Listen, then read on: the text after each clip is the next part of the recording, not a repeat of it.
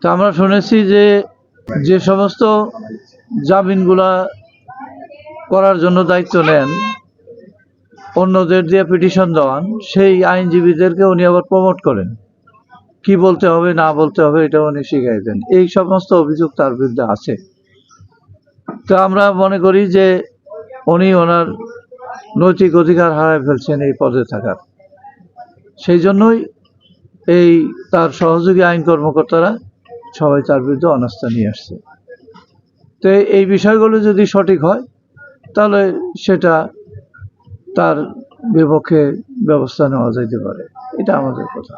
তদন্ত করে দেখা হোক সঠিক।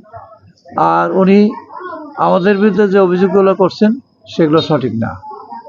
আমরা ওই আবুল কালাম আজাদ সাহেবের সহযোগী তাকে জামিন করতে যাইনি, করার চেষ্টা করিনি। আর অন্য কোনো মামলাতেও আমরা কোনো পিটিশন দেইনি বা আমরা জামিন করিনি, এটা উনি হয়তো অতিরঞ্জিত বলছেন।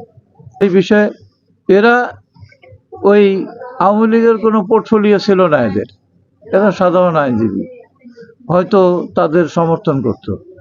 তারা পরবর্তীতে তাদের অবস্থান চেঞ্জ করে তারা জাতীয়তাবাদী আইনজীবী ফোরামের এই আদর্শে বিশ্বাসী হয়ে তারা অলরেডি আমাদের সঙ্গে চলে আসছে। তারা কিছু জুনিয়র আইনজীবী, তাদের পেশাগত অসুবিধা চলে না, এই জন্য আমাদের দলীয় কিছু লোকজনেরও একটু ছিল, অনুরোধ ছিল। সেই সব মিলে জুনিয়র দিকে 2-4 জনের নাম দেওয়া হয়েছিল, এই সেইভাবে হয়ে গেছে।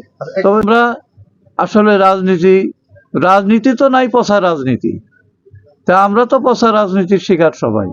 আমরা কোনো জায়গায় তো আর বাদ রাখি নাই, রাজনীতি সব জায়গায় পচা রাজনীতি দিয়ে দিছি ঢুকে, এখন যা হয়। তো এই আর কি। পিপি সাহেব হয়তো এখন বেকায়দায় পড়ে নানান কথা বলতেছেন, আমরা মনে করি উনি এখন অন্যের উপরে দোষারোপ করে। তো যেটাই করেন উনি তো বক্সিগঞ্জের ওসির সাথে যে কথা, এই তো ভাইরাল হয়ে সারা বাংলাদেশ জানে। তো উনি একজন পিপি, উনি কেন ওসিকে মামলা নেওয়ার জন্য সুপারিশ করবেন? মামলা নেওয়ার জন্য অথবা না নেওয়ার জন্য কেন বলবেন? ওনার তো এটা বলার এখতিয়ার না। উনি তো ওনার পদকে নিচে, মানে নিচের অবস্থানে চলে গেছে। ওসি দারোগা তাকে স্যার ডাকবে, তাকে সম্মান করে চলবে। তার তো অনেক বড় পোর্টফোলিও, একজন পিপি, ডিস্ট্রিক্ট পিপি, অনেক বড় সম্মানের পদ। ইনি তো সেটা সদ্ব্যবহার করতে পারেননি, এটা তার ব্যর্থতা।